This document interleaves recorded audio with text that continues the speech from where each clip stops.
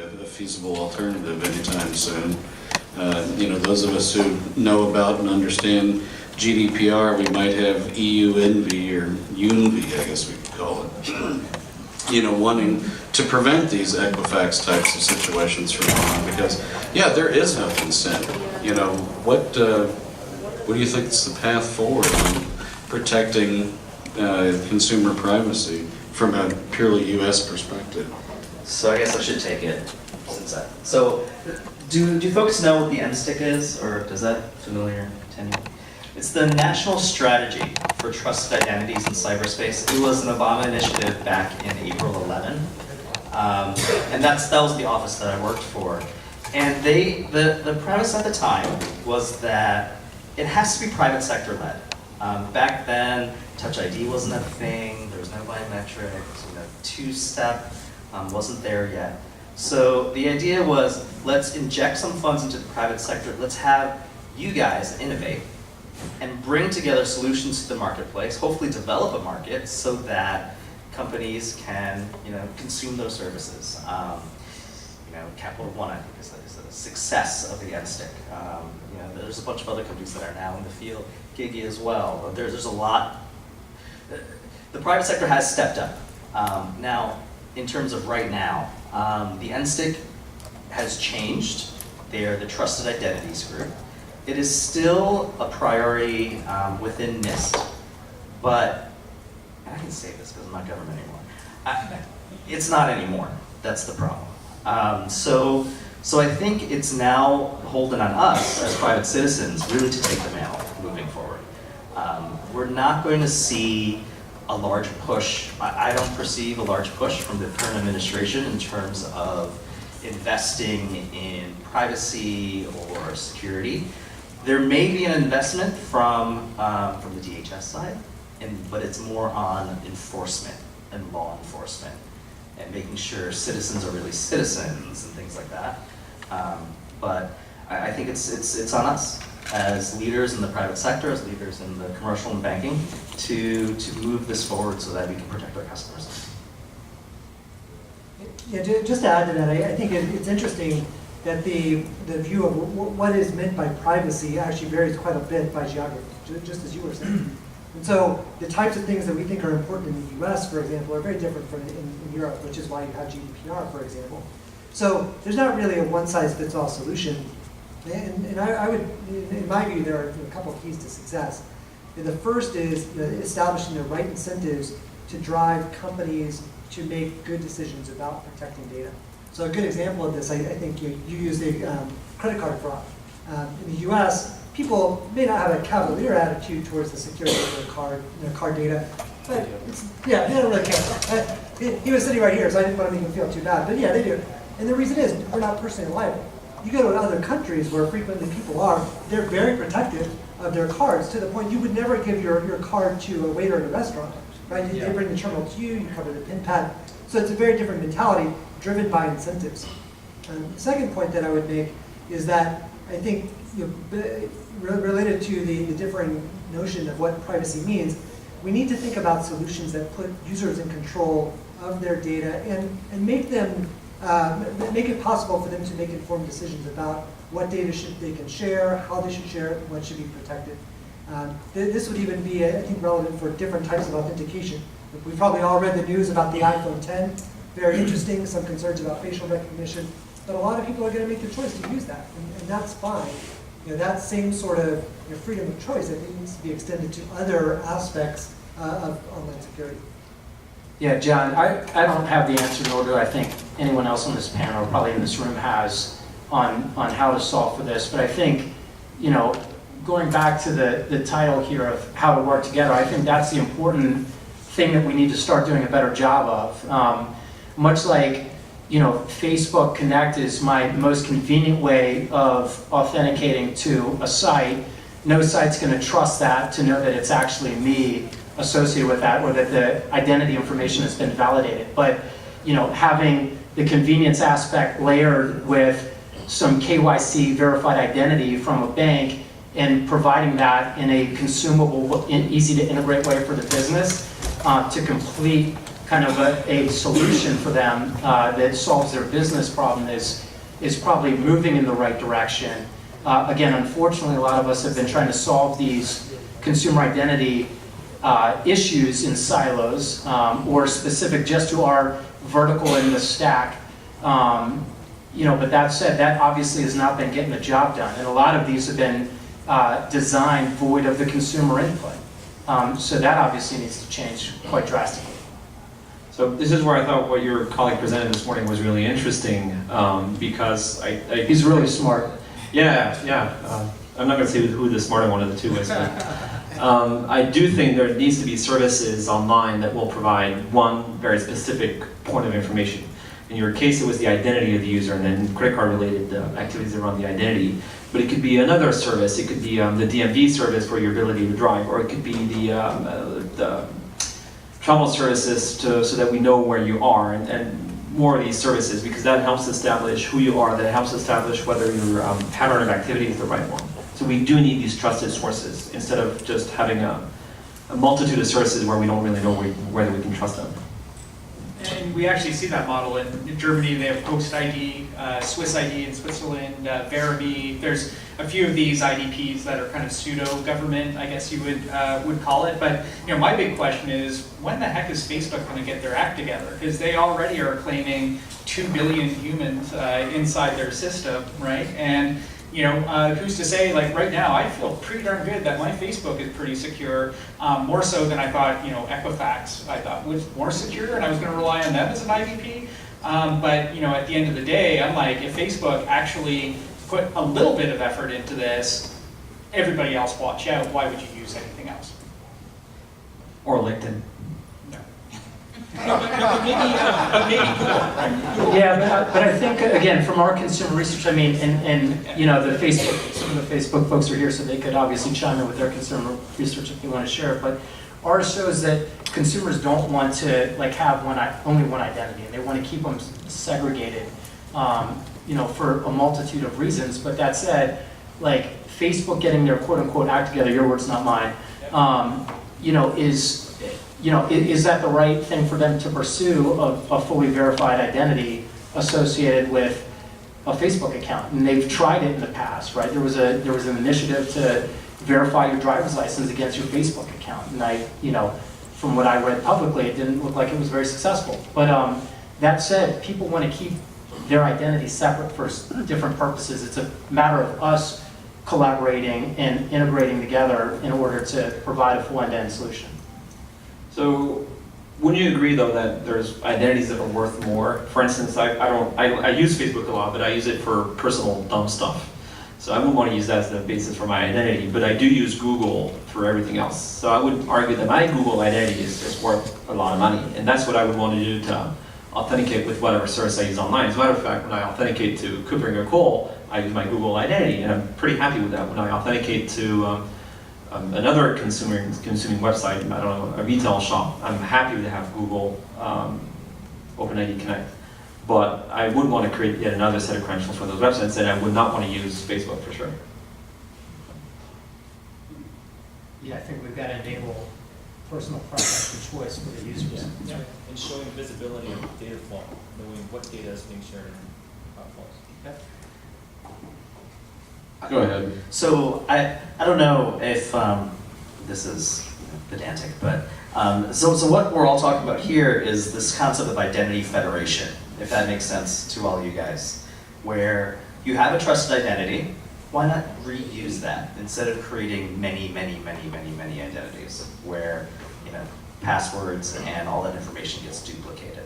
And I just want to make sure that the audience is familiar and understands it, because that's a key privacy preserving element of where we're now versus 5 years ago, 6 years ago. We're talking about federation in a real sense, and that's absolutely a way that we can help promote privacy preservation. But I mean, I think you had a great comment though, right, about the need to enable people to continue to choose their identity provider. And, those of us who have been in the field for a little while probably remember Microsoft Password and some of the much earlier attempts where we were going to have this panacea and it was going to be a worldwide identity provider for Yes. everything.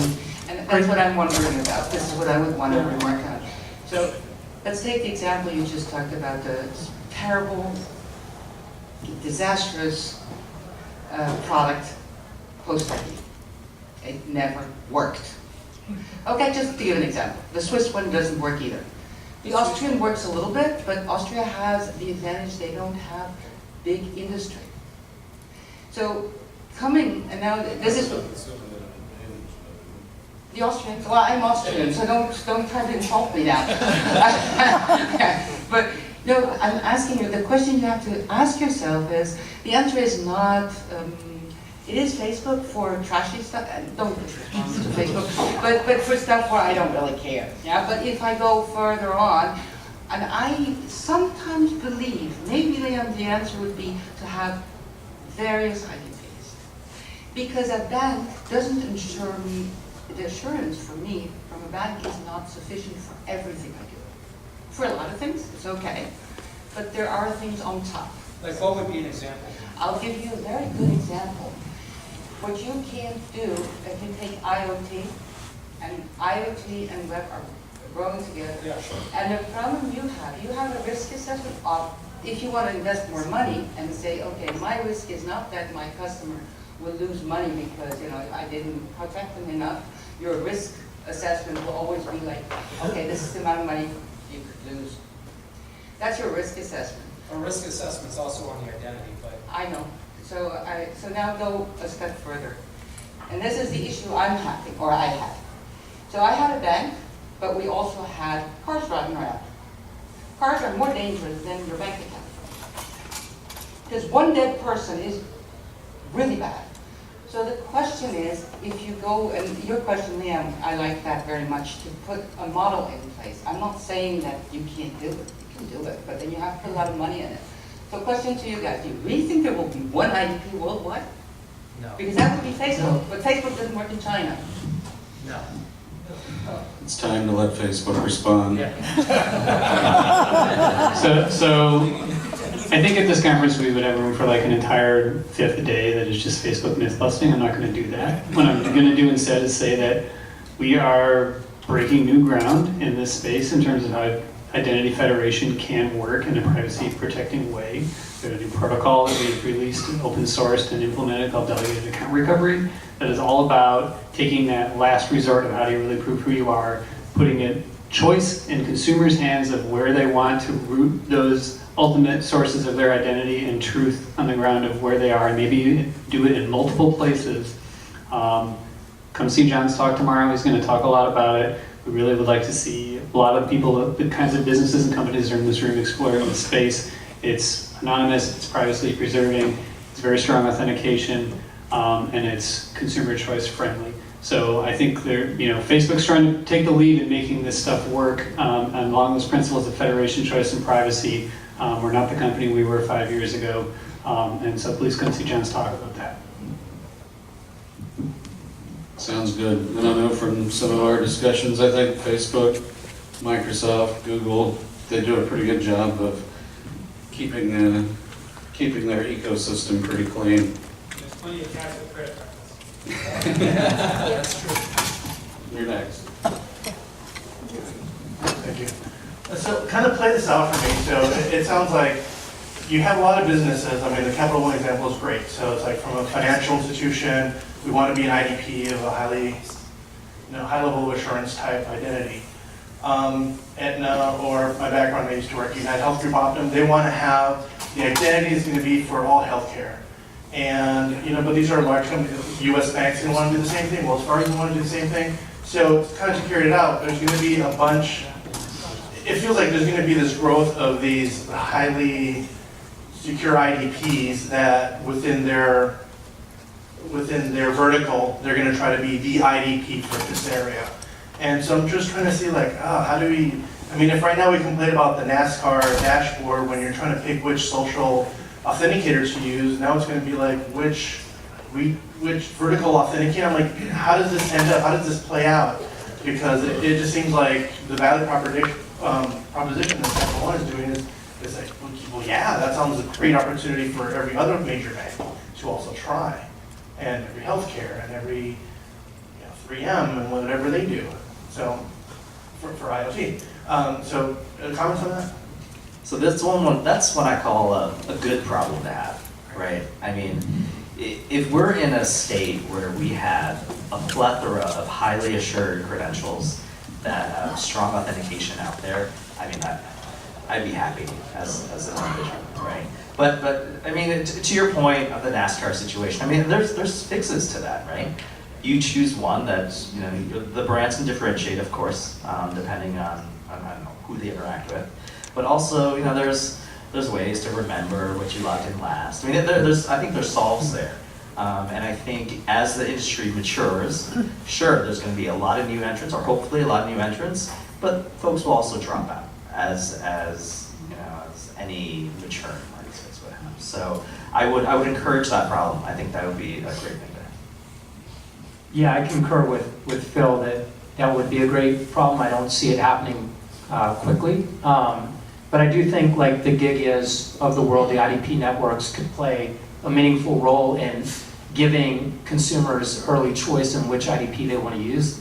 I think that's going to be an emerging opportunity for IDP networks to kind of, you know, tee up a contextually relevant IDP in a specific use case that either is more focused on convenience and access and an anonymous transaction versus a fully verified one. And if you've kind of selected your settings, if you will, within this IDP network, then it'll know what to position so you don't have, you know, the complexity of too many choices when you're trying to log in.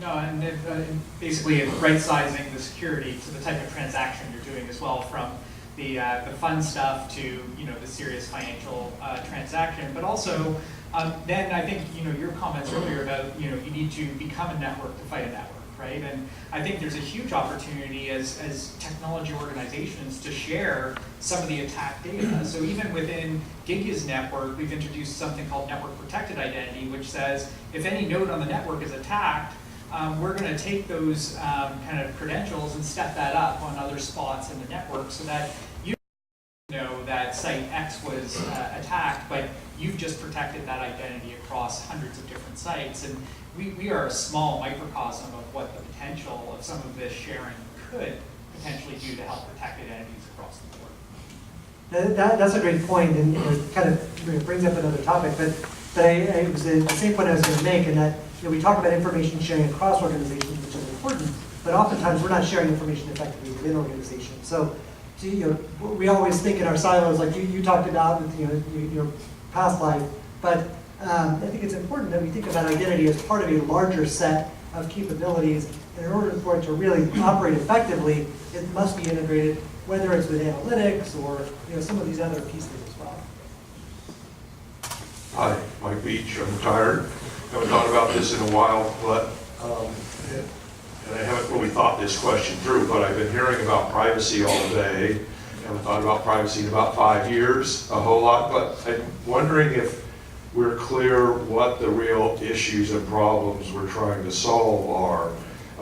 I don't know as I care if people know when I'm born or what my social security number is or where I live or anything else. What I don't want to have happen is people fraud me of money or other things of that sort. And I think another thing we talk about is having choices of, you know, well, gee, you got this IDP and that IDP. And the reality is that 95% of the consumers out there don't know what an IDP is. They don't know why they would pick one IDP over another. They need usability. And you can't expect the consumers to make decisions about this stuff. So the reality in my mind is, what are we trying to solve? We're trying to solve usability and prevention of fraud and the consumers getting screwed. Now, there may be some cases where, yeah, I did stupid things out on the internet, and now, gee, I want my privacy back because I don't want people to know it. But yeah, I don't think you can divorce the fact that you don't care about other people knowing your date of birth, your address, all this stuff, your PII, from the fraud that is the exact reason people are trying to get all that information. So you trying to divorce those two things from each other, I don't think works, because that's why people breached Equifax, is to get all that information so they could commit financial fraud in your identity. but we focus that on, gee, privacy has been breached. And if we had another way to solve the problem. Well, sure, privacy was then breached we wouldn't because need that data. an organization was storing massive amounts of information about your identity that you didn't give permission to. Well, there's a couple of different points. I mean, one of you earlier said that we need to devalue the different attributes that we own about people. So to your point, date of birth shouldn't really matter, and we should use those to recover accounts. You know, when were you born, where were you born, what was your mother's maiden name, so on and so forth. So we should absolutely try to devalue as much as we can those bits of information. You could argue also that, you know, you're talking about privacy. Is my medical record that sensitive? Some parts might definitely be. My blood type definitely isn't. I'd be happy for all of you to know my blood type, because if something happens, it would be useful. So one is devaluing tidbits. Two is being able to prove who we are based on means that can't be easily hacked. Three is having better visibility of who owns which data. What does Facebook know about me? What does Equifax know about me? As far as I know, not being a US citizen, I don't think or know that they have any information about me, but I do have a social, so maybe they do. I don't know, there's no visibility. So bringing that visibility in is important. And then your earlier point as well was really interesting, so I'm a bit of a geek. In Sweden you can authenticate with a soft token, a hard token. You can have one of those cards that you slide in. I think it's so cool. My wife doesn't, she hates it. She just doesn't understand why it's so complicated to log in. So usability is going to be an issue. So I'm going to take the conversation back to the topic of identity attributes that should not matter to privacy issues. The identity attributes that should not matter is actually, you're absolutely right. My health record, the reason that it matters to me, because I'm worried in the United States that whether any insurance company is going to deny me insurance or increase my premium because of the fact that they know I have, I don't know, mad cow disease or something, right? That's why it matters. The question is, the very first elements of this are, as I mentioned earlier, is the government and the financial institutions. This burden is on Capital One and like, and DoD and others to protect people's identity attributes and replace how stupid we have been for several decades on dealing with this at, never mind the date of birth, which everybody and their dog knows, never mind your social security that at least 90% of them are already breached. Experian is next, right? So the question is, what do we replace these identity attributes? How do I, when it comes into the context of IDPs, how do I know if my identity attribute is being used at anywhere in cyber, right? That's the problem that we need to solve. Not the fact that, is this identity attribute good or bad? Is it breached or not? Is information going to the owner of the identity attribute? That's the problem that we need, as a community, need to solve. How do I know? How do I get a notification whenever my identity attribute is used? When somebody, retired or not, is breached, and now that Social Security is used to get a new Capital One credit card. Now, the person who gets a new Capital One credit card might not do anything else other than the fact that it uses my name and my Social Security, and they pay. They pay it off because they just want to have a credit card, and they pay it off and they use it, and everything is okay. So that's the key thing that I want to ask one of the panelists to answer. Do you see a future in how we can either replace identity attributes that are used wrongly today or last several decades, or is there a way to inform the owners of the identity attributes when this is used? So I'll make a quick comment. I think that it goes back to something you said earlier, and really the heart of this matter is giving people visibility into what identity is used where and giving them choice about how it's used. You said that your medical record is not important to you. I'm sure many people would find that to be very important, very sensitive information, regardless of how the insurance company would view it. But you could say the same about many of these identity attributes. And so, just to kind of couple this with the previous question about the too many identity providers in the NASCAR dashboard, this could be a key differentiating service that companies could offer. Right? Capital One might say, we have these privacy-enhancing techniques, for example, and this is why, if this is important to you, you should use our service versus another. So from a technology provider standpoint, we want to make sure that we're giving clients these types of capabilities. So personally, I don't see a top-down solution coming where we're going to have an industry or worldwide governance over how identity attributes are used and where. I don't think that would be feasible, but certainly we want to give individual organizations the capabilities to implement these types of services and differentiate themselves in this way so that the market can decide what's important and what's not. Yeah, I have a question about this different type of customers. So I think what we kind of heard today is, what I learned today is really we're talking about like a B2C kind of scenario, right? So we're talking about individual customers and how to manage the customer data. But is there any kind of like, research or study have been done on the B2B world? For example, like, we have a lot of B2B customers, right? So they are now individual person, right? They basically have their own like B2B account, right? It could be a lab, a university, a hospital, company. Especially, if I look at, our company in particular, we have kind of combination, right? We have, B2C customers, we have B2B customers.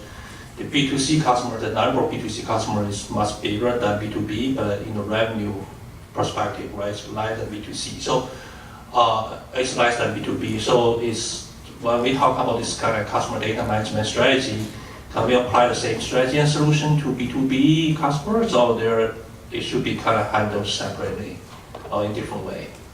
Well, I think it's interesting. So I'm actually a B2B marketer, so I market to companies, but I don't market to Capital One. I market to Matt. Like I want to get to Matt. So I think even in a B2B partnership. I'm right here. Yeah. Yeah, we'll talk later. No, I'm just kidding.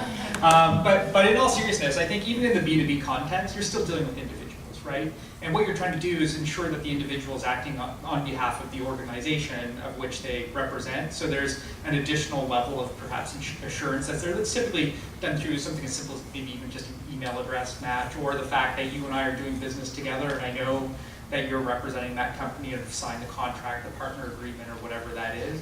But at the end of the day, many of the privacy and security implications are the same in a B2B as a B2C, because much of the information is the same. Email address, phone number, maybe you don't have social security number, but you probably have wire transfer information if there's financial transactions taking place, payment terms, all kinds of sensitive data. That needs to be held at the same bar and level. Now, managing a total relationship is a little bit different because you might have 30 or 40 or 100 or 1,000 people acting on behalf of that partnership that need to have maybe different levels of assurance against them depending on the type of transaction. But at the heart of it, it's still individuals and individual people that need to be assured in that relationship. Paul, do you have any comments on B2B, since you do a lot in the identity space there, on what's needed, what's necessary? I think to follow on to that comment, there's kind of two perspectives to look at this, right? And I think as an industry, we tend to look at it from the enterprise out of the consumer. If we flip it around and we look at it from the consumer towards the enterprise, B2B are simply a set of attributes associated with the consumer, right? So to the point you made, Jason, yeah, if we think about it as human beings, and how do we facilitate collaboration among human beings, it's fundamentally the same problem.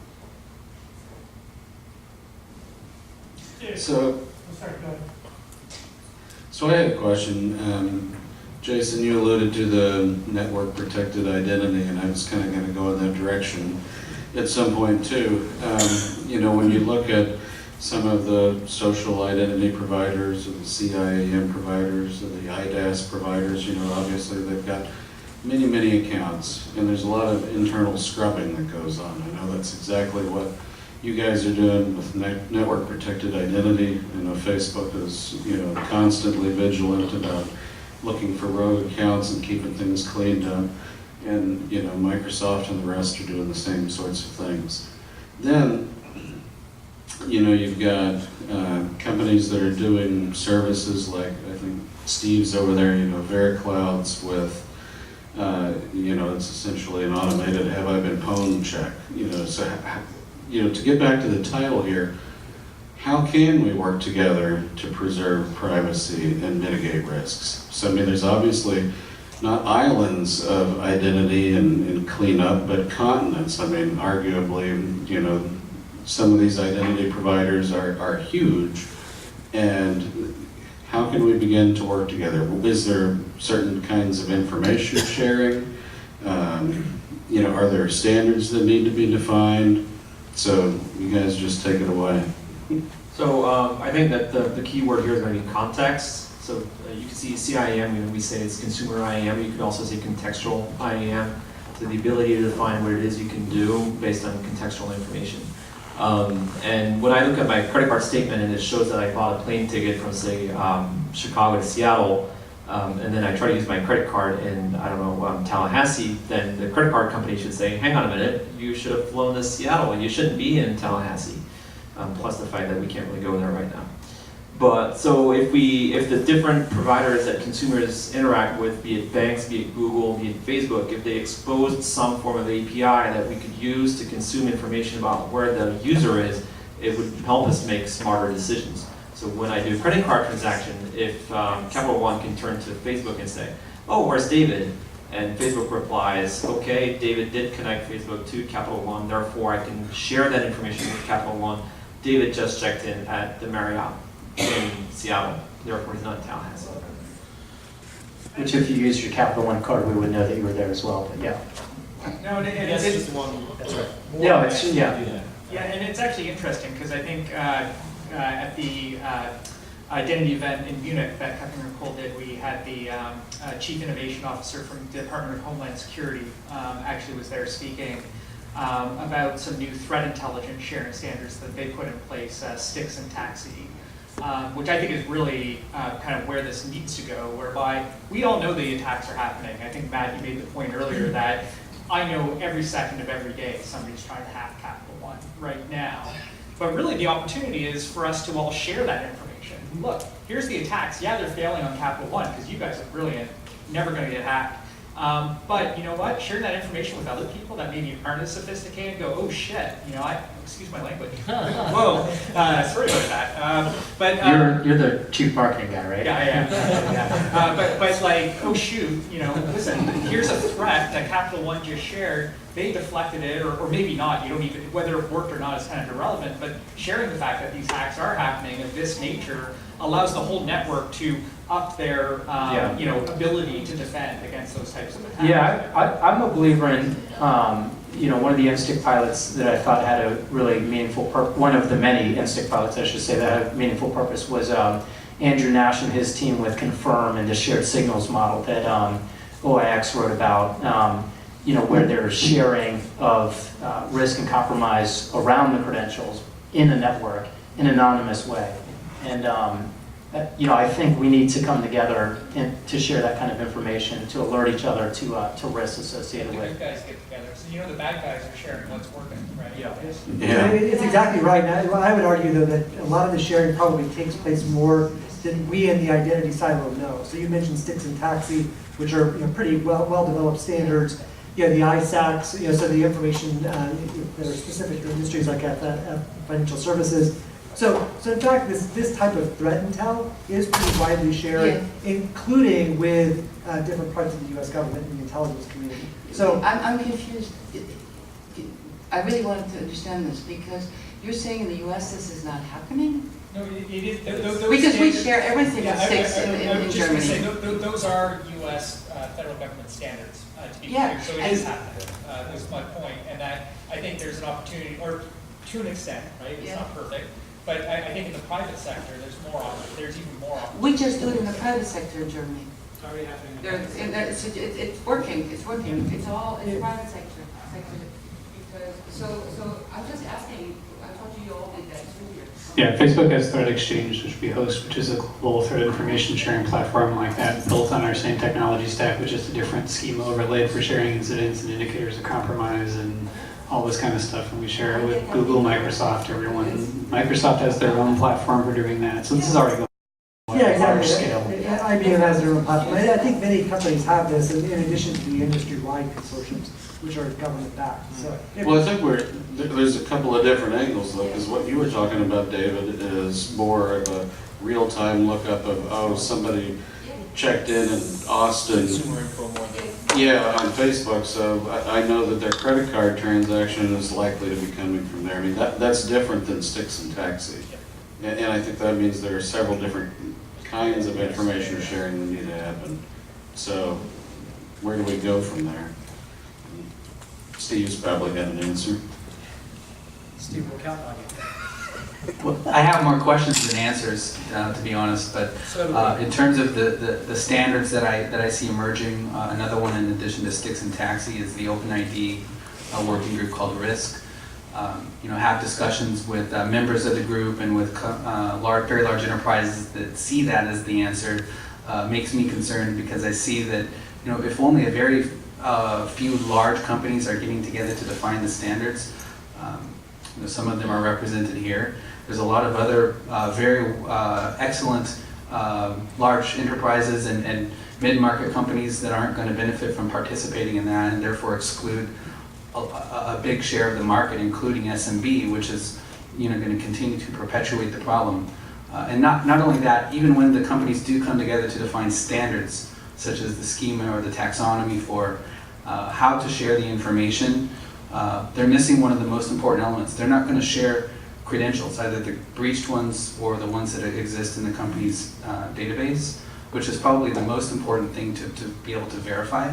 And standards aren't going to be able to enable that. That's going to require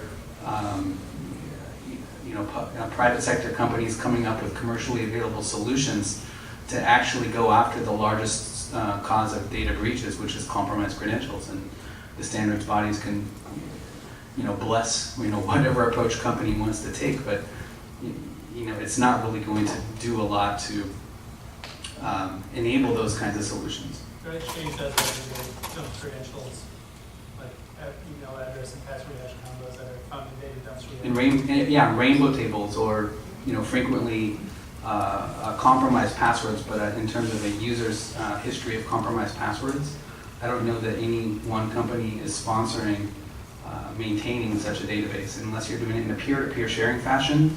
And if a company is doing it in a peer-to-peer sharing fashion, you're again excluding the benefit of that to the large portion of the marketplace. So Steve, are you proposing something or did you have a question? I'm trying to facilitate a dialogue and ask some questions. That's my job. I'm seeing, what I'm seeing in terms of the existing standards today, I see some gaps in it potentially excluding, benefiting a lot of others. in the broader ecosystem.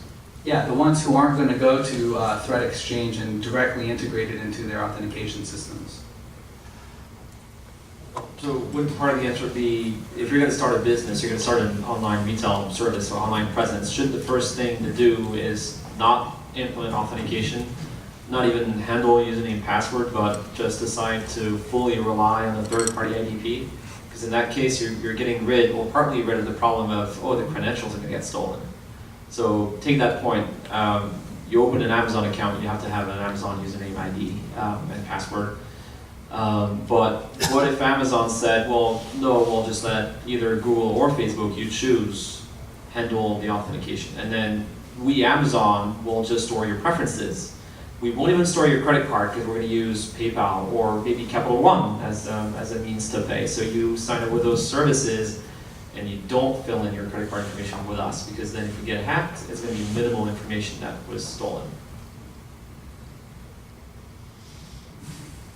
So one last question about exactly how this works. I mean, so what kind of information exchanges could you describe, the threat exchange that may go on between Capital One, other banks, Facebook, and other identity providers?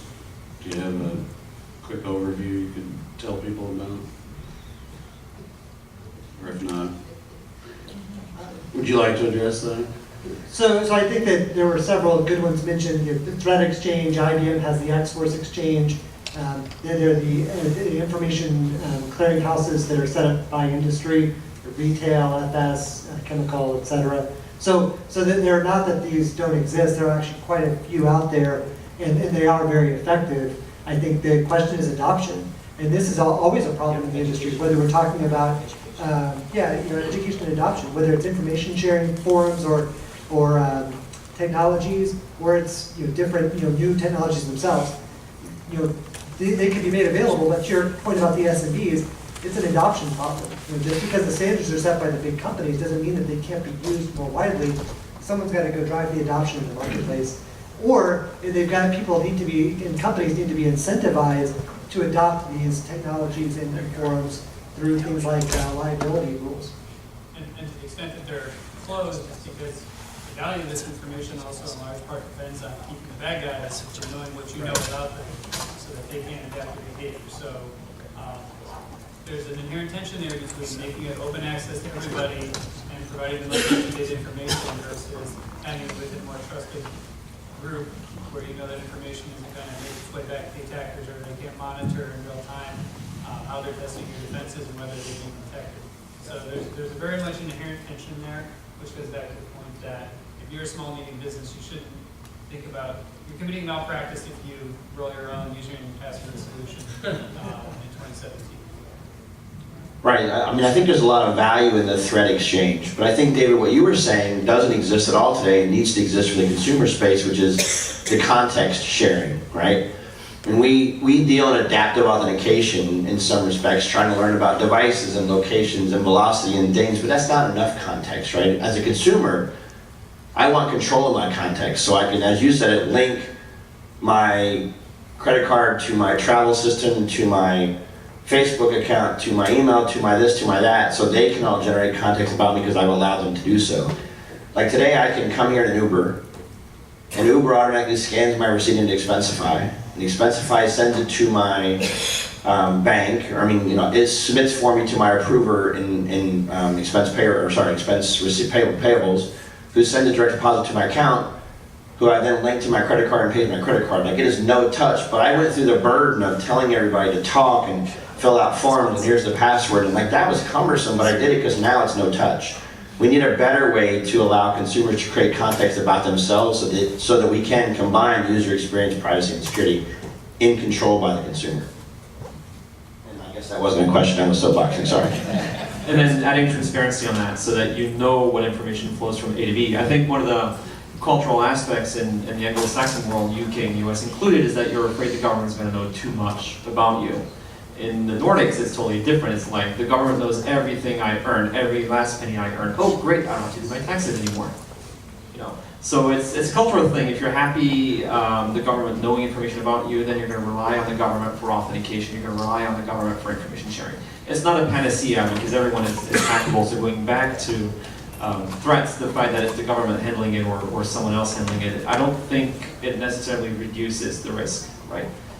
Was Equifax any better or any worse than U.S. government? It's people at the end of the day. It's true. Okay, so that's it. Thank you to the panel.